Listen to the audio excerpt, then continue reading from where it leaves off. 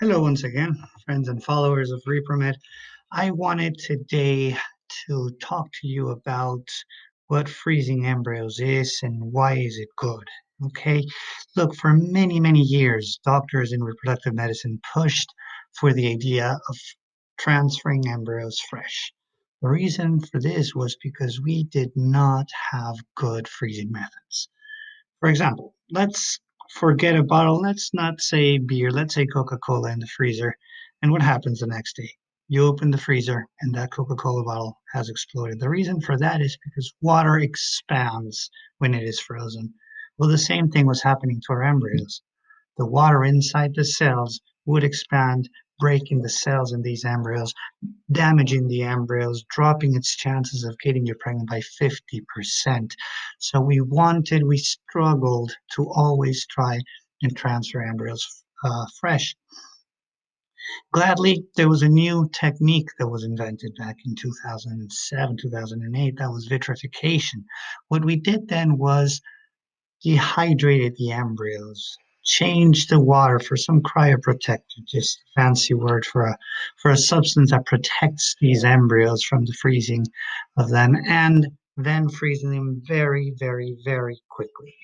This ensured somewhere around a 95% survival rates of these embryos. We started to see also that we had very, very similar pregnancy rates between the fresh and the frozen. This allowed us mainly two things. Number one, reduce our risks of ovarian hyperstimulation syndrome. It was one of our main fears, but the other one was to be able to transfer single embryos. Knowing that embryos survive freezing techniques well allows us to not have to transfer two embryos and put our patients at risk of twin pregnancies and all the complications that multiple pregnancies have. For many years, we also knew that IVF depended on the number of eggs. But once again, we had fear. We were afraid of having ovarian hyperstimulation syndrome if we had too many eggs. Remember, we did not like freezing these embryos. And in 2011, a big study came out that showed that beyond 15 eggs, we were not improving pregnancy rates. That just added more strength to the idea of not stimulating ovaries hard and push for a fresh transfer. Now, reproductive medicine has been changing. And with the changing of reproductive medicine has also changed the meaning of success. What does success mean today, whereas success meant before? A few years ago, success meant getting pregnant with a fresh transfer. Nowadays, it has changed. And for us, success now is cumulative success rate, which means how many babies I can form with one single cycle of ovarian stimulation.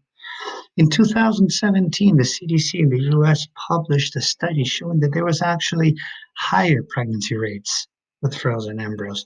And that was very, very, very encouraging. And in 2019, finally, The Lancet, which was one of the most reputable medical magazines in the world, published a study done with 1,650 couples, confirming better results with frozen embryos than with fresh embryos.